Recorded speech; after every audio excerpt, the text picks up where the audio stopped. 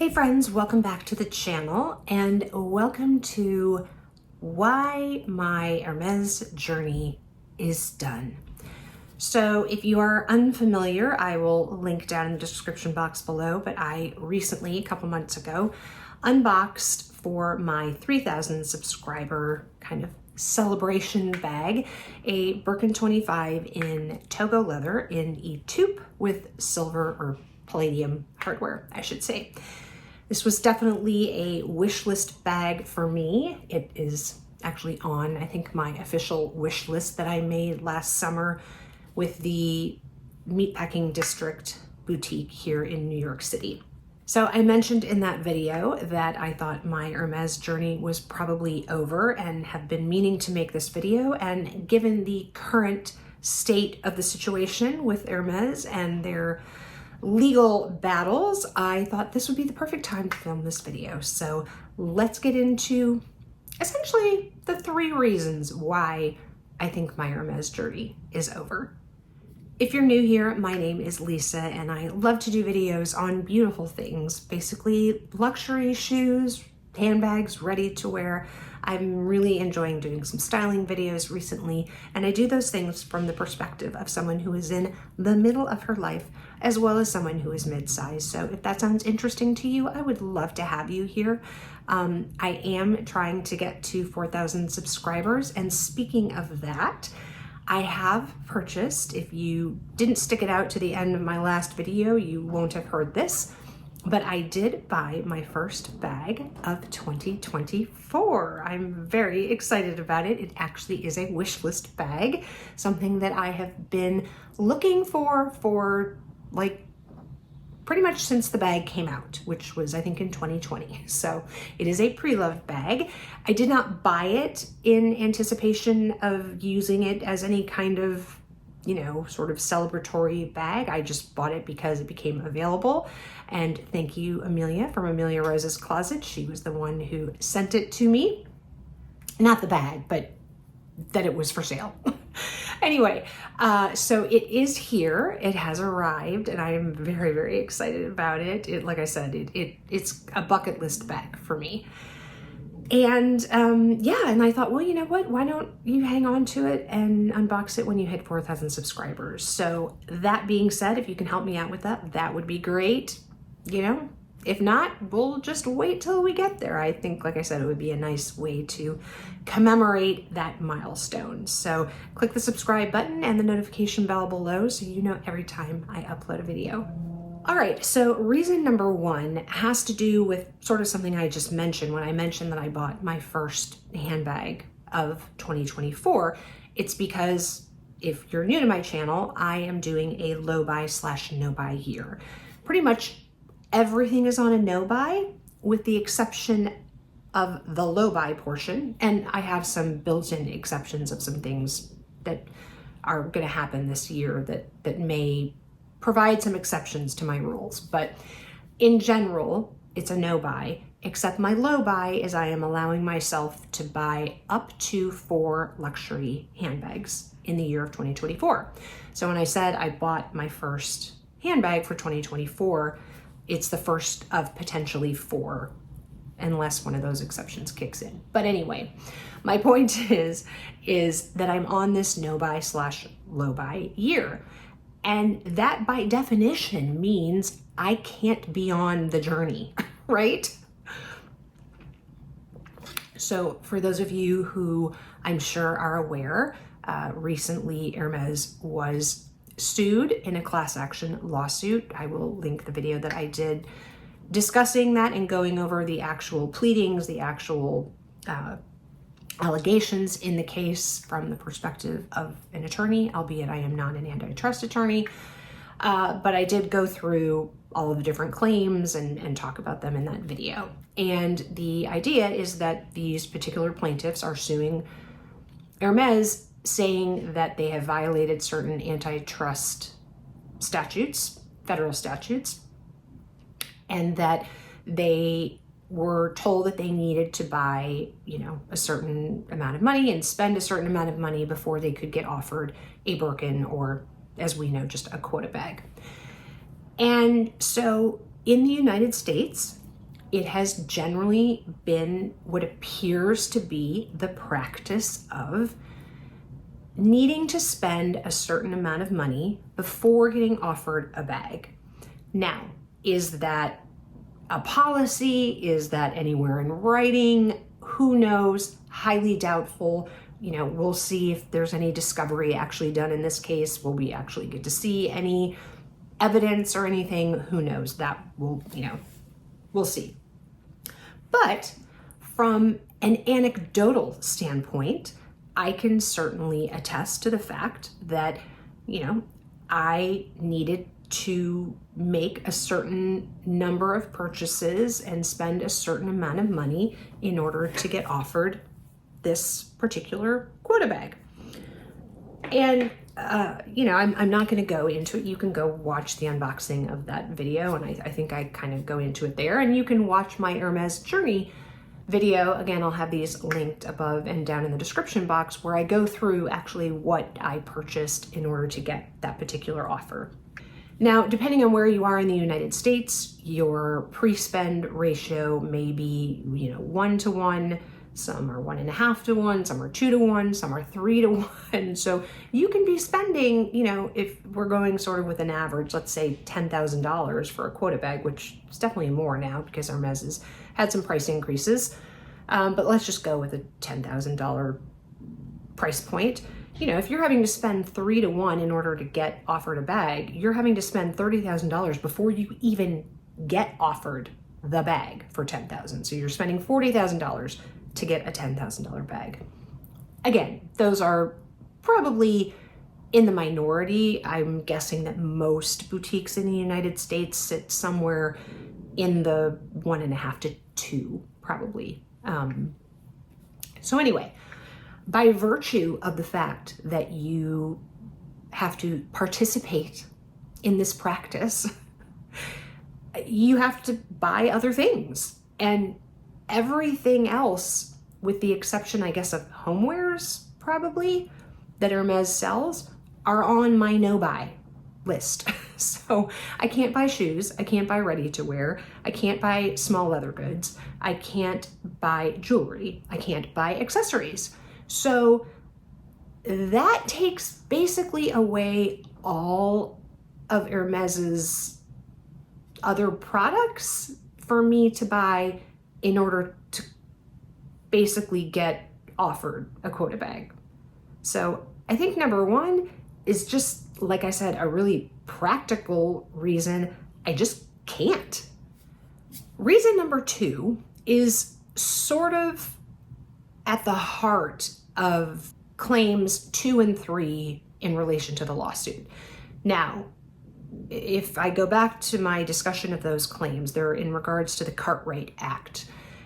I don't personally think that those really apply to the Hermes situation, because the Cartwright Act basically states that you can't prohibit somebody from purchasing a product or a service from another supplier as a condition to buying something that you're selling, right? So the idea here is that Hermes would be sort of stating, customer A, you are prohibited from buying a silk scarf at Chanel. You need to buy the silk scarf from Hermes in order to get offered the quota bag or the Birkin. My issue with that is that I don't think that's not the practice, right? Now, in practical terms, for those of us who, have budgets and don't have unlimited funds, we are practically prohibited from buying the Chanel silk scarf, because if I need to buy a silk scarf from Hermes, I then don't have the money to buy a silk scarf at Chanel, right? That's sort of in general how that works. Or I have a silk scarf from Hermes, so then why would I need to buy a silk scarf from Chanel? Not that anybody needs a silk scarf, and most people, if you're into scarves, you're gonna have multiple silk scarves anyway, but you get my point. And so for me, what I've found is that many of the items that you would purchase or that I would purchase from Hermes, let's say fine jewelry, for example, there are other luxury brand fine jewelry that I would rather purchase. So if I buy the $6,000 diamond Kelly pendant from Hermes, that takes away $6,000 that I could be spending on a diamond pendant at Cartier or Tiffany or Bulgari or Van Cleef & Arpels, whatever the case is. And so that part is an issue for me. So my point is that let's say I wasn't in a no buy / low buy year and I was able to buy fine jewelry, I don't really want to buy the Hermes diamond Kelly pendant. I'd rather take that $6,000 and buy something at Cartier. And so because of that, I've realized that some of the categories that I would purchase from, and I have purchased fine jewelry from Hermes. I've purchased quite a bit of sterling silver. I've also purchased some yellow gold. I think maybe it was rose gold. Anyway, but it's not my preference. And so I am then taking money away from what I really want to be spending on and putting it over here just in order to meet a pre-spend amount to get a quota bag offer. And like I said, there are definitely other categories where this fits. I mean, I do like Hermes ready-to-wear, but I don't buy a lot of luxury ready-to-wear to begin with. One, it doesn't hold its resale value unless you're buying like Chanel tweed jackets at $10,000 a pop, which again, I'm not buying. You know, shoes don't really hold their resale value because you wear them and they get worn and, you know, that's pretty much out the door. So, I mean, there are some things I do like Hermes homeware. You know, I've got a blanket behind me. I've got, you know, 2 of the Avalon pillows on our couch. I would be interested in perhaps buying some of their dinnerware, etc. But in general, I'm not that excited by the other things that I can buy from Hermes. Or I shouldn't say that I'm not that excited. It's just that I'm more excited and I'm more interested in buying some of those things from other brands, i.e. fine jewelry. So because of that, even if I wasn't in a no buy, low buy year, I just don't know that I want to be putting my money into things that I don't necessarily love. Now, please don't get me wrong. I have purchased things and I purchased things in my journey to get this Kelly bag that I absolutely love. You know, pretty much all of the tennis shoes and shoes that I've purchased, I think have been a great buy. This Picotin actually was technically part of my journey. My particular boutique where I was shopping does count other leather goods in your pre-spend. A lot of boutiques do not, but at least my sales associate, when she was kind of going through my list, I remember her like mentioning that purchase. That's, like I said, not the same around the United States or probably in the world. But there are many other things, like I said, where I would rather put my money than doing it in Hermes. Hopefully that makes sense. And the third reason, and probably the biggest reason for me, is that the value's not there anymore for me to be on the journey. So as I mentioned, in some locations, depending where you are, whether it's a 1-to-1 ratio or a 3-to-1 ratio or anywhere in between, and sometimes it depends on the kind of bag that you're looking for, right? I think in general, people will say that if you want a mini Kelly, you're going to end up spending probably closer to like a 2-to-1 or, depending on the boutique, a 3-to-1 ratio to get a mini Kelly than you would to get, you know, a Birkin 35, for example, or, you know, a Kelly 32, some of the bigger bags that maybe aren't as hard to get as a mini Kelly, for example. So if you start looking at those numbers, in other words, if I need to spend, we'll go with an average of 2 to 1 for a bag. So I have to spend, and we're going to assume a $10,000 bag. So I have to spend $20,000 in order to get the $10,000 bag. So I've spent a total of $30,000 to get that bag. The resale market has come down to a point. Now, don't get me wrong, you will still pay over retail for a quota bag on the resale market. Okay, don't misunderstand me. You will pay more, and I did pay more for the Birkin 25. However, prices have come down enough, and I will link down in the description box some, quota bags that I think are a good value right now, that you can get exactly the specifications that you want and pretty much not pay more than 1 to 1 or maybe slightly over 1 to 1 ratio, which is basically the minimum you're going to spend at any boutique, right? Is a 1 to 1 ratio on pre-spend. And probably, or have a good likelihood, that you won't even get your specs and desired bag. My Kelly 28 was not the top of my wish list when I got this offer. A Kelly was like number 3. Honestly, only because I'd never held a Kelly. I'd never tried a Kelly on. I had my Birkin. I loved my Birkin. So I just assumed I was a Birkin girl. Spoiler alert, I am a Birkin girl, which is probably why I don't use this bag. But anyway, I had to own one, I guess, to know that. But my point is, this was not the top of my wish list. And who knows how much more I would have had to spend in order to then get what was on my wish list, which was a Birkin 30 in gold with gold hardware. Or maybe I asked for palladium hardware, actually. Even so, gold is definitely a hard color to get.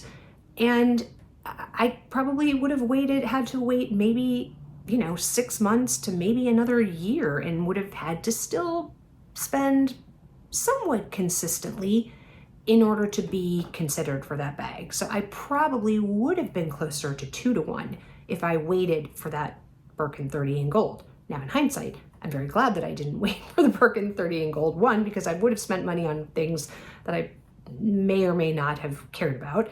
2, I've realized that I'm not a gold girl. I'm really an taupe girl. And so I'm definitely glad that I didn't do that. That all being said, you don't get to pick what you're offered. And a lot of times you're going to get an offer for something that isn't your first choice. Now, obviously you don't have to take the offer.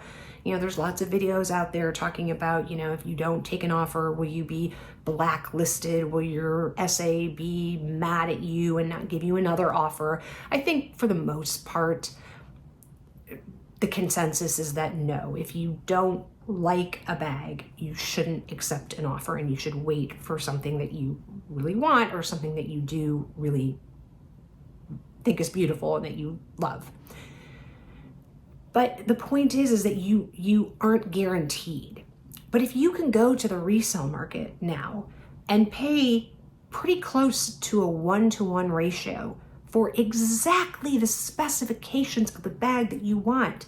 My exact specifications was a Birkin 25 in a taupe with Togo leather, with palladium hardware, and that's what I bought. And I paid just about 1 to 1. So why would I jump through all of those hoops to potentially not get offered the exact bag that I want when I can go to the resale market, basically get exactly what I want in a bag that is either going to be in excellent or pristine condition, and have it 2 days later shipped via FedEx? I mean, it doesn't seem to me to logically make sense to play the game anymore. And I guess for me, that's really why, in my mind, my journey is over. Now, if the resale market starts going crazy again like it was, and you're gonna have to pay 2-3 times the retail value of a bag in order to get the bag, then maybe I will restart my journey. But I think the other thing that, and I didn't really think about this until I just said what I just literally said, which is, I don't really know that there's a quota bag that I really want now. I love my Birkin 30 in black with gold hardware. It is a forever bag for me. It is the epitome of an Hermes bag. I am absolutely thrilled with my Birkin 25 in a taupe. Emily, my friend and also a subscriber here, asked me the other day, she's like, what would you want if you could get a quota bag? And honestly, I said the same thing to her. I don't really know. The only quota bag that would really, really pique my interest, and the one, again, this is a bucket list, wish list bag, is a Birkin 25 in rose pourpre with palladium hardware. They don't make rose pourpre right now. In fact, I was talking to my old sales associate in Denver and just asked her, because I haven't been keeping up with like the seasonal colors from Hermes, so I didn't know if they happened to bring it back this year. They did not. So I can't get that bag even from the boutique. Even if I wasn't on a no-buy and could purchase things for pre-spend in order to qualify for the rose pourpre bag, I can't get one. So the only place I'm going to be able to get one is on the resale market. So since I don't really have anything that I want, honestly, I would love another Picotin and another probably Evelyn in the PM size. I am loving my Evelyn PM right now. It is such a great bag here in New York. And I love the Picotin too, despite it being a handheld bag, because it fits on the crook of the arm and it's so light. I love using that bag. So I've really rediscovered some of my bags that were in storage for a long time that are not quota bags that I really love. Maybe there are other Hermes non-quota bags that I would like. I would, maybe be interested in the Della Cavalleria. I think that would be great because it's a crossbody bag. But my point is, other than the rose pourpre, now that I have the taupe, I just don't really know what other bag I would want. I mean, I guess I would be open to like a bright, some other pop of color in a Birkin 25. I don't know what that color would be, probably some pink. But honestly, do I want that? I mean, I have my made to order from Fendi in the Barbie pink. So I don't know, maybe like a green, or I would definitely take one in navy, although that would compete with my mini capucine, so probably not. My point is that I think because of the other bags I have in my collection that would serve the same purpose, a quota bag would be competing with it. So yeah. So like I said, for me, I just think that the resale market has come to a point where the prices are close enough in general to get the bag you want for about the same amount of money as you would spend with pre-spend in boutique. So that's it, my friends. Those are the 3 main reasons why my Hermes journey is over, or perhaps we should call it a long-term pause. I certainly don't want to say that I would never not buy things at the Hermes boutique and that I might not restart my journey. I mean, heck, if they came out with rose pourpre again, and if I could, potentially get one on a 1-to-1 ratio, I would probably go back for the journey. But my point is, there's nothing that's like really pulling me to be on a journey right now, nor can I be on the journey because of my low buy, no buy. And mostly because I could probably get what I want on the resale market for no more than what I would need to spend in boutique. So those are my reasons. I would love to hear how you feel about the Hermes journey at this moment, especially in light of what's going on with the lawsuit. But yeah, just let me know. Are you still on a journey? Have you paused from your journey? Are you like over Hermes? Anyway, let me know your comments below. I think we will certainly have a healthy dialogue in the comment box. So if you enjoyed the video, please give it a thumbs up. It does help the YouTube algorithm. And like I said, if you haven't subscribed, I'd love to have you here. It does mean a lot to a content creator. It is free for you to subscribe to a YouTube channel. There's no cost to you, but it does mean a lot to us. And like I said, I'm trying to get to 4,000. Whenever I get there, but I would like to unbox that bag. So help me out, please. And if you haven't had enough of me yet, I will pop another video up here for you to watch. And wherever you are, I hope you are having an amazing day or evening. And I will catch you in the next one. Bye, guys.